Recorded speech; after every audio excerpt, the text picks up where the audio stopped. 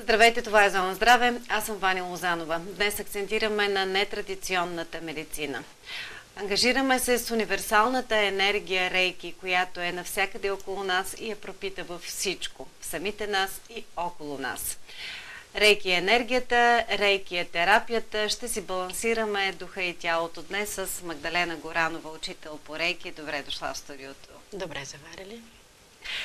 Може би да ни кажеш от кога се занимаваш с това? Какво ще ни кажеш за Рейки като същност? Как се лекува с Рейки? Всеки ли има достъп? Абсолютно всеки има достъп до Рейки. Аз се занимавам от 5 или 6 години, дори не знам точно колко са. Бях много болна. Когато срещнах Рейки системата и моя учител Кирил Стоянов, когато по-късно ще представя, започнах сериозна работа върху себе си и това ми помогна да оздравея, за което съм много щастлива. Когато аз оздравях, реших, че ще правя това. Че ще казвам на хората, ще давам тази информация, за да може всички да са здрави и щастливи. Да стигнат до нивото, което в момента съм аз. Не е нужно да бъдеш учител по Рейки, за да си здрав и щастлив. Това го разбрах още на второ ниво. Много хубава новина. Да. Как започна лечението? Как се лекува с Рейки? Всъщност, нека по-скоро да кажеш няколко думи за Рейки като Рейки и след това за това как се лекува. Ами Рейки е система, която идва от Тибет, преоткрита от учителя Микао Суи. Тя не е от 100 години, когато той я преоткрива. Тя е 1000 годишна система. Учителя Микао Суи е японец. Той, като голям учител, тръгва да я търси, защото негови ученици го питат, съществува ли нещо, с което да лекуваме с ръце. Явно човека е бил доста осъзнат. Тръгва, такива голями учители като него дават години от живота си, за да могат тези неща, които те намират, да помагат на хората. Рейки не е само система за лечение и самолечение. Тя е и помощно средство човека да израсне духовно. Да осъзнае себе си, да се заобича истински, за да достигне в хармонията, която му е необходима, за да живее тук и сега в това забързано време. Самата система всеки може да я практикува, без изключение. Аз имам много малки ученици и много възрастни хора. Колко малки? Година и 8 месеца ми е едно бебе. На 86 години ми е най-възрастният ученик. Всеки може да практикува. Тя е рождено право на всеки. Тя е катализатор. Тя ти помага да усъвършенстваш себе си, да се заобичаш. Още на второ ниво се работи на разстояние, а на първо ниво е рождено право на всеки. Всеки има нужда да си помага с нещо. Най-силното нещо е мисълта, обаче в днешното забързано време това е малко трудно човека сам да се справи с нещата в живота. Затова е тази система и тя не е само тя, те са много системи, които идват от изток, които ни помагат точно в това отношение, да си помагаме сами на себе си. А когато човека е готов, той си среща своя учител и когато реши, че иска да си помага сам на себе си, поема енергията върху своите ръце, с своите ръце лекува сам себе си. Ти го усети като твой начин на лечение преди да видиш резултата? Да. Или след като се почувства по-добре физически, респективно предполагам духовно? Значи, когато започнах да работя върху себе си, резултата не беше много далеч. Много бързо се случиха нещата. Аз тогава започнах да вярвам още повече. Не спирах, денонощно работех върху себе си, нещата се случиха много бързо. След около 6 месеца аз бях почти здрава. Тогава вече дойде това решение да направя тази крачка и да стана учител по Рейки и да работя с хората, да им помагам. Добре, от разстояние, как се работи? Как се лекува от разстояние?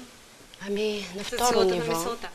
Или? На второ ниво си има символи и мантри, които се дават на ученика. И с тях на помощ човека работи на разстояние. Примерно, аз съм тук, моето семейство е в моя край, до Велинград, има едно градче Ракитово. И там, ако има някой нужда от моята помощ, аз го правя. Това може всеки един, без изключение. Ние сме тук, в Америка са нашите роднини, примерно. За енергията няма време и разстояние. Това е енергия, която е навсякъде около нас, а това е само положителна енергия, която няма как да ти навреди. Да. И когато правиш сеанс, полагаш ръцете на болното място или енергията се отива там, където има болно място? Ти я насочваш, активираш енергията с молба благодарност. Това е най-лесната работа с нещо такова, с енергията. Активира се с молба благодарност и тя започва да тече в тебе, в твоите ръце, слиза по меридианите по твоите чакри, разпространява се в ръцете и оттам ти я подаваш на себе си, ако ти имаш нужда. Ако не, я изпращаш на този, който има нужда и тя работи. И човека се чувства добре, ако ще е на другия край на света да е. Тя работи. И човека я усеща. Може да види неща, може да чуе неща. По този начин човек усъвършенства себе си. Ти как продължаваш да го правиш? Като помагам на хората. За себе си и за хората. Сутрин ставам с рейки, вечер лягам с рейки. И ми доставя огромно удоволствие. Какво ще кажеш за твоя учител Кирил Стоянов? Ние ще видим интервю с него след малко. Аз искам да го представя. Кирил Стоянов е учител по рейки, мастър. Той е учител и в сила плюс рейки. Това е по-висока степен на рейки, която е много силна, която работи на по-високо ниво и дори лекува и ракови образования. Всичко, което не може да се излекува с хапчета, с по-сериозна работа, с сила плюс рейки и по-често на ден, нещата се случват много бързо. Учителя аз често го каня в Стара Загора. Много съм му благодарна, че идва. Той ходи навсякъде. Където да го поканят, той е там. И това е неговата сила. Той разпространява рейки с лекциите си по цяла България, по целия свят ходи. И съм му много благодарна, че идва и тук. Кирил Стоянов се занимава от 2000-та година с рейки енергията. А ти как се срещна с него? Когато бях много болна, моя приятелка го извика в Велинград да направи такава лекция, за която сега съм го извикала и аз. Тя ми помогна, дори на сила ми помогна да отида на тази лекция и там нещо се случи, нещо стана. Аз повярвах. На другия ден вече медитирах, на другия ден вече бях първо ниво, за първи път чувах думата рейки, за първи път чувах думата медитация. Не знаех какво правя, но усещах, че това е нещо, което ще ми помогне. С цялата си душа и сърце. Аз съм си изкарала малко емоционални причини за болестта според рейки системата. Ти, ако желаеш, ще въведеш естествено в някакви детайли или ще обогатиш.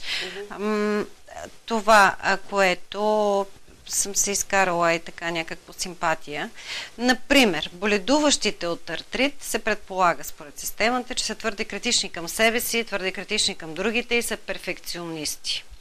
Болните от астма имат проблем с любовта. Става дума за потъпкана любов, за комплекс за вина и комплекс за непълноценност. Изобщо при болки от всякакво естество, това предполага да обърнем внимание къде се проявяват, защото най-често е свързано с вина, но отделните органи предполагат и нещо друго.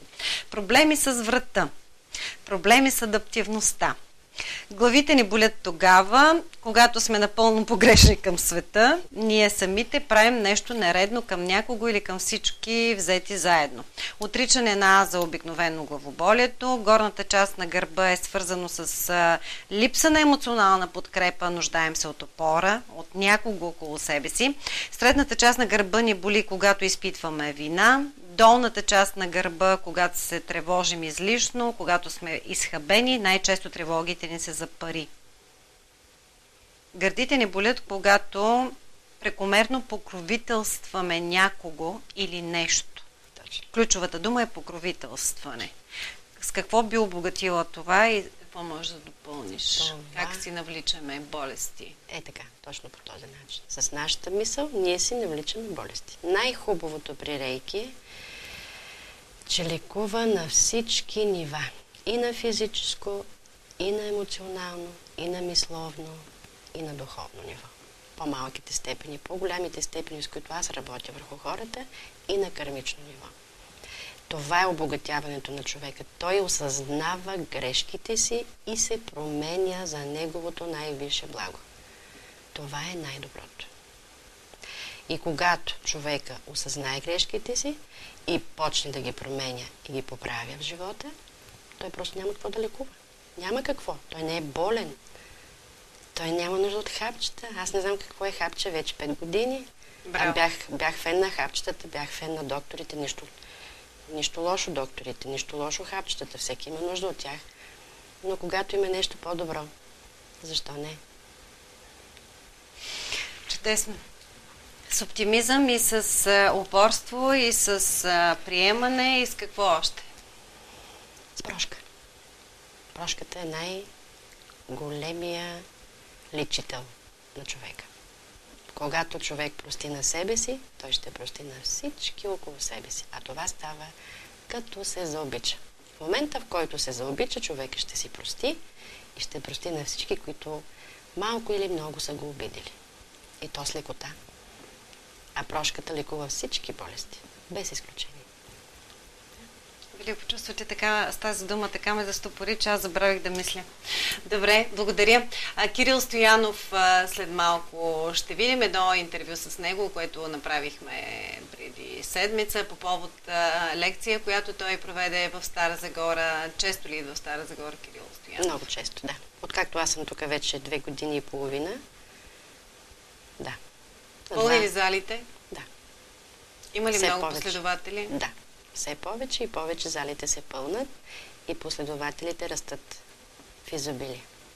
Определено да.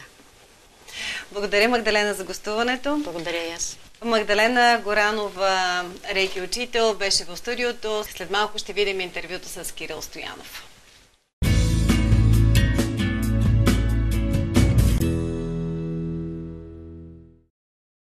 Името ми е Кирил Стоянов и от дълги години съм се посветил да помагам на хората да живеят в по-голяма хармония с себе си, пък и с околния свят. Основен помощник за това мое намерение са древните методики рейки, медитация, регресия, като рейки е приоритетна. Рейки е достъпна методика за всеки човек. Особено първа степен е право на абсолютно всеки човек. Не е необходимо да имаме някакви специални знания или умения, за да я практикуваме. Предимството при рейки е, че тя е енергийна система, но действа едновременно и на физическо, и на емоционално, и на ментално, по-високите степени или дори на кармично ниво. Основните знания, които съм ги черпил и продължавам да черпа, са от изтока, от Индия, от Тибет, но тези знания не са само за източните народи, просто идват от изтока. Както Слънцето изгрява от изток, но изгрява за цялата Земя, така и с тези знания. Те идват за цялата Земя, разбира се, който желае. Моята физическа причина беше преди дълги години, преди 14 години прочетох една статия за рейки в български вестник. Толкова силно беше вдъхновението, че това е за мен и трябва да се занимавам, че още на следващия ден тръгна да си търся учител. Когато ученикът е готов, се появява и съответния учител. Няколко пъти в моя живот в различни етапи се появиха съответните учители, като последният учител е на най-високо ниво, индийски учител Сатя Сай Баба. Този учител вече не е на физическо ниво, но нещата, които получих от него и които продължавам да получавам в медитативно състояние, когато човек дигне нивото си, получава много информация по време на медитация, по енергиен път. Това за обикновения човек може да се струва малко странно, но то е достъпно за всеки. Просто трябва човек да поработи върху себе си. Всичките знания, които съм ги получил, някои по-лесно, други по-трудно, да ги пазя за себе си. Целта ми е да ги дам на колкото може повече хора. И това е основната цел, да идвам и в вашия красив град. Тази инициация при вас как се случи? Кой я направи? Значи инициациите винаги стават чрез учител към ученик. По време на инициацията самия учител, той също е проводник на рейки енергията. Той използва рейки символи, мантри, но тя става чрез него, а не от него. Затова препоръчвам на всички учители да не си дигат егото, когато станат учители, включително и към себе си се обръщам, защото това нещо не зависи само от нас. Трябва да сме благодарни, че човек е дошъл при нас, че ни е приел за учител. Малко е трудно при някои хора, но когато човек е вътрешно готов, нещата се получават и той е отворен към всички. Тоест, при вас това се получи чрез учител в България? Да, това е първоначалното рейки, традиционно рейки. И после как продължихте? Ами после, по време на медитация, ми се появи учителя Сатя Сай Баба. Това често се случва при хора, които се занимават с подобни практики и ми даде ценна информация. Каза ми, че скоро ще се видим и на физическо ниво. Аз до тогава бях чувал само за него, без да го познавам лично. 2 години след това преживяване отидох на физическо ниво за първи път в Индия. Видях се с Сай Баба, тогава започна и физическия ми контакт с него. От тогава, това е преди 10 години се получи първото ми заминаване в Индия. Всяка година веднъж 2 пъти пътувам в Индия. Вече дори стотици българи, живеещи в България и от чужбина, са идвали с мен. Освен при Сатя Сай Баба в Южна Индия, най-големият ашрам в света всъщност, който е построил той, се ходи в Хималаите. Едно невероятно място, също много силно място, заредено енергийно. Самата Индия прехода около 5-6 хиляди километра с самолети, с различни превозни средства и дори хора, които са дошли от любопитство, след това се променят само с самото пътуване. Пък човек, който реши, че е време да се занимава, било с рейки, с медитация, с йога или с някаква друга практика, тази промяна това запазва за постоянно себе си. Защото естественото ни състояние е да бъдем добри, да бъдем здрави, да живеем в хармония с себе си и с околните. Не сме ли в това състояние, значи нещо трябва да променим. Ако не можем сами да го променим, може да се помолим да се появи съответния учител. Той няма да закъснее. Може да не го познаваме първия път, но знаците, които ще ни се покажат ясно, трябва да им обърнем внимание, да не ги пренебрегваме. Добре, как живеете днес с рейки? Ами, много често медиите го тъждествявате като методика за лечение и самолечение. Рейки е много повече. Това е един от аспектите на само. Рейки е начин на живот. Когато се занимаваме с рейки, ние приемаме нещата по съвсем различен начин от това, което сме го приемали преди това. Най-малкото нещо не допускаме страховете да идват в нас. Това е едно от основните неща, които ни дърпат назад.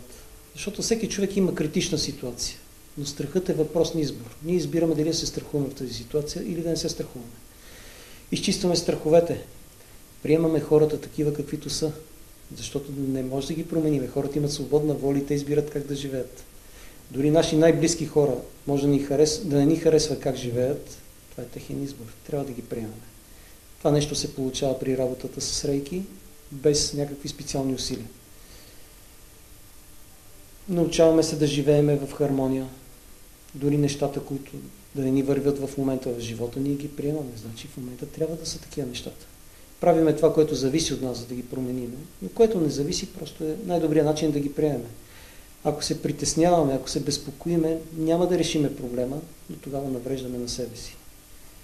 Има едно дори научно доказване за повечето хора, че 90% от нашите тревоги просто не се случват на физическо ниво.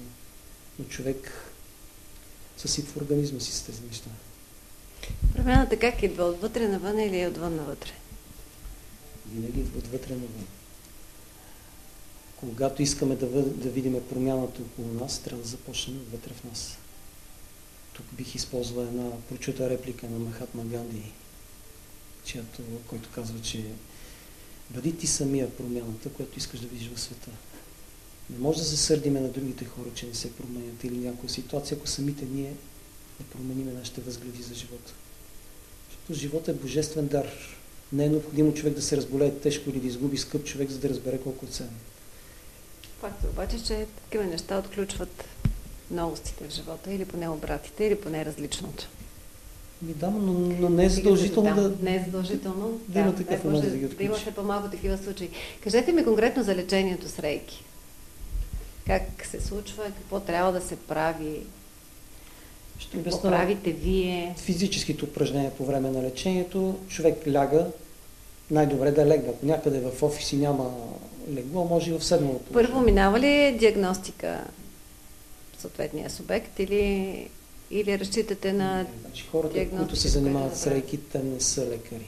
Те Не, имам предвид диагностика, да, не го приемайте буквално. Проблем, да речем, с енергията в стомаха, проблем с енергията. Диагностика може да се сърцето. направи с метода радиестезия. Значи там се използва махало, установява как работят енергийните центрове, чакрите или съответните органи, ако има проблем, може да се установи. Да, дали. това имам предвид. Да, може, но не е задължително при рейки, защото рейки е разумна енергия. Тя е много по-разумна от човешкия мозък. Например, човек с главоболие, ако отиде на лекар, му се дава хапче за глава.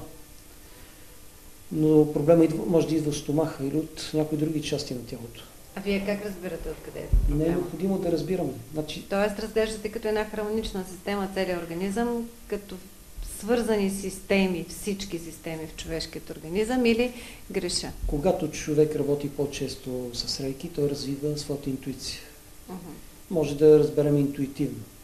Но най-лесно се разбира с ръцете, когато работиме. В ръцете може да се усетят иглички, изтръпване, прилепване като вакуум. Но пак казвам, това не е задължително точно да локализираме мястото, защото рейки отива сама да работи там, където има нужда самото тяло. Дори да задържиме по-дълго време ръцете, тя спира да тече. Това е предимството при рейки, затова е толкова достъпна за всеки, защото не може да навредиме по никакъв начин. И това говоря за първа степен, което е право на абсолютно всеки човек. Дори най-негативната личност, ако реши да изкара първа степен, това е негово рождено право. Затова казвам, че не учителят този, който може да каже дали този човек ще изкара една или друга степен. Щом е дошъл при него, той е длъжен да му я даде. Вече от втора степен там се използват рейки символи, мантри. Малко чудно може да звучи за хора, които не са чели за рейки, но сеанса може да се проведе от разстояние. Човекът да е в друг град или друга държава и да го усети толкова силно от рейки учителя, колкото би го усетил около до него. Но това е един последващ етап на развитие. Човек трябва да му дойде вдъхновението да расте нагоре. 3 символа знам. Колко са символите? Традиционно рейки втора степен са 3 символи. Като те се предават независимо под каква школа е човек, дали е под европейска, американска или азиатска школа, символите са едни и същи. Има ги в интернет, но не препоръчвам на хората да ги изпробват без да имат инициация във втора степен. Не, че ще си навредят, просто могат да предизвикат някои неща, когато знаят, че не трябва да се направи нещо. Какво могат да предизвикат? И могат да си предизвикат към себе си някои неща.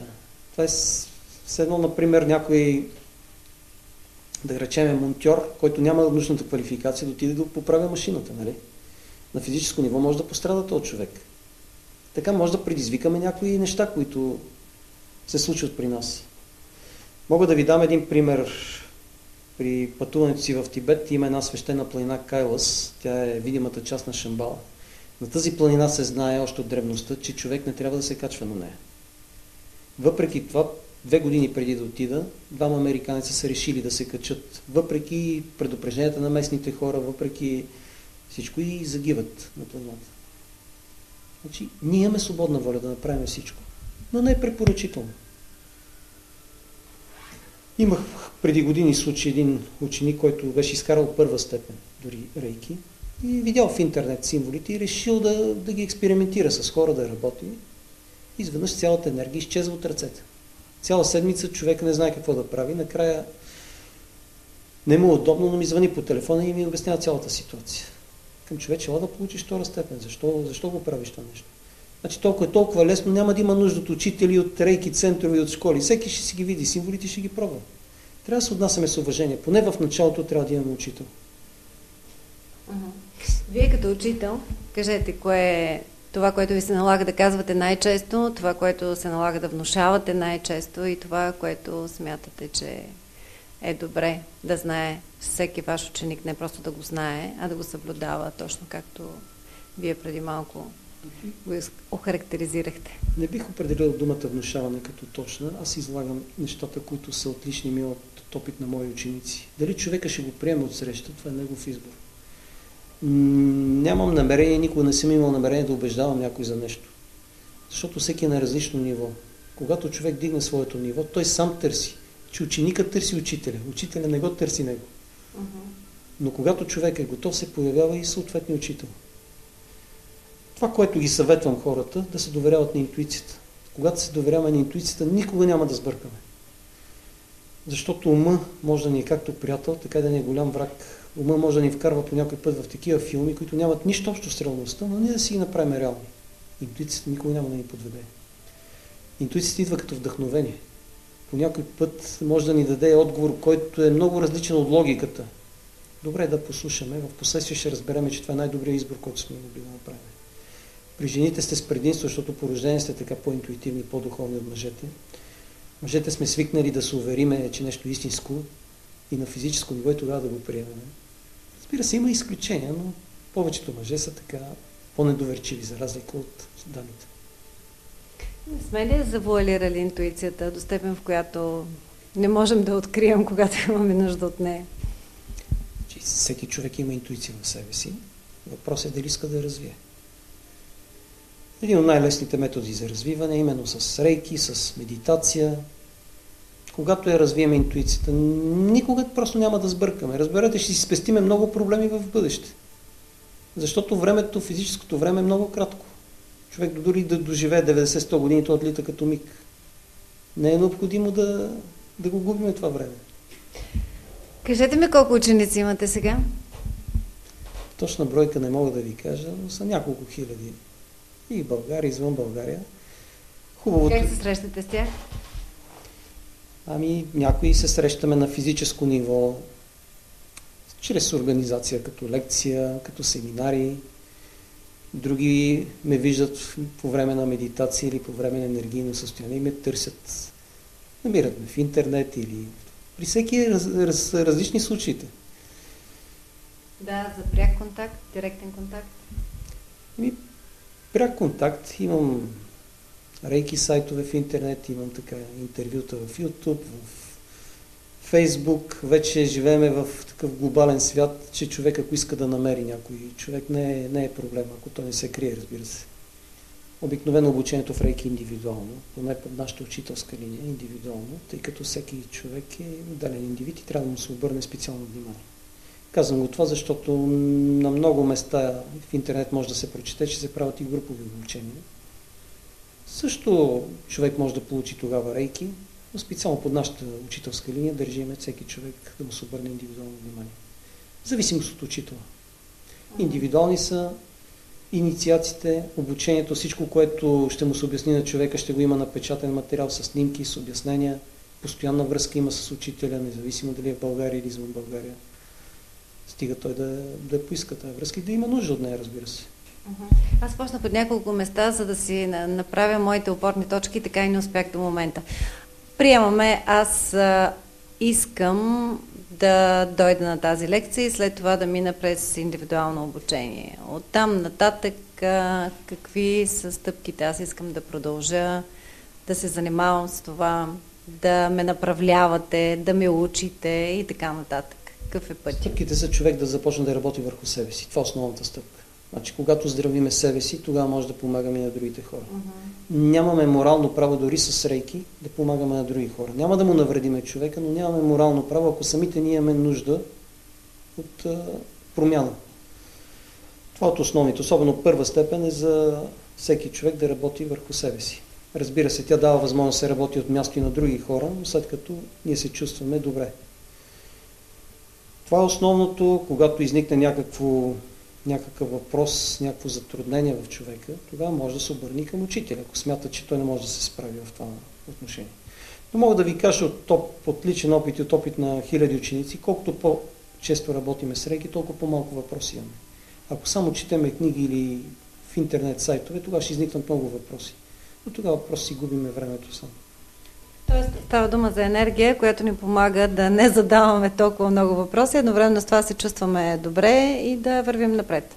Става въпрос за разумна космическа енергия, енергия рейки, защото на Земята има много видове енергия.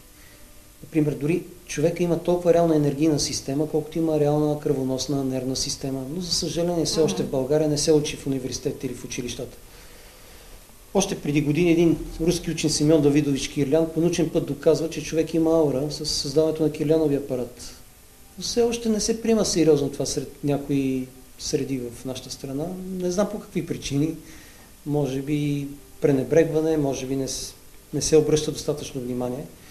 Но дори най-малкият вирус, преди да попадне в нашето тяло, стои в нашата аура. Ако човек практикува редовно рейки, медитация, йога или някакви други методики, ние го изчистваме още на енергийно ниво. Не го допускаме в физическото тяло, което е много по-лесно. Допуснем ли го в физическото тяло, трябва повече време и повече грижи за да се възстановим. От кога не боледувате?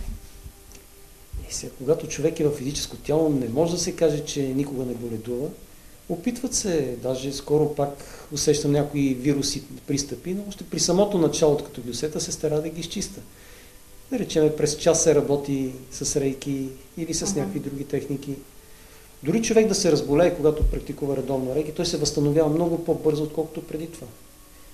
Но не трябва да звучи така за хората, че всичко ще е вълшебна пръчка, когато получи рейки. Защото дори най-големите учители, те носят физически тела и те са уязвими. Те живеят в този свят, в който живеят и другите хора. Аурата усещате ли я или можете да видите и в цветове? Светлина. И двете неща се усещат. И като усещане, и като виждане. Но аурата, тя е променлива. Да. Човек може да е с идеална аура и след един час да се ядоса нещо или да изпие алкохол, тя се променя, става черна. Може да се влюби човек, става розова аурата тогава. Може да излъчва любов към близките си, към природата, аурата става тревисто-зелена. Тя има цветове. И това ясно се вижда на съвременните апаратури, които се рекламират масово, предполагам и Стара Загора има, но е моментно състояние. Това казвам на хората, че ако искат само да си видят цвета на аурата, това дават цвета за момент. Ако си прави диагностика с аура камера, тогава е друго нещо. Но само от любопитство просто не е необходимо, защото след час ще има съвсем друг цвят аурата. Добре. Кое е това, което искате да кажете и смятате, че е достатъчно важно, а не питам за него? Бих се обърнал към вашите зрители, защото местата, където посещавам навсякъде, хората са по-намръщени, по-натоварени, стресирани. Това нещо не ни носи полза. Добре е да се изчистят. Усмивките да са по-често на нашите лица. С една усмивка ние може да подобриме настроението и на околните хора, не само нашето настроение. А когато сме усмихнати, когато сме щастливи, ние отделяме и хормона на щастието, ендорфините, което ни прави истински хора. Когато човек започне с притеснения, с агресия, с завист, с ревност, той унищожава собствения си организъм. Първо себе си унищожава, след това създава болка на близките си хора. Много често това е следствие от болни органи, така че може би и това е един път, за който трябва да се подсещат хората.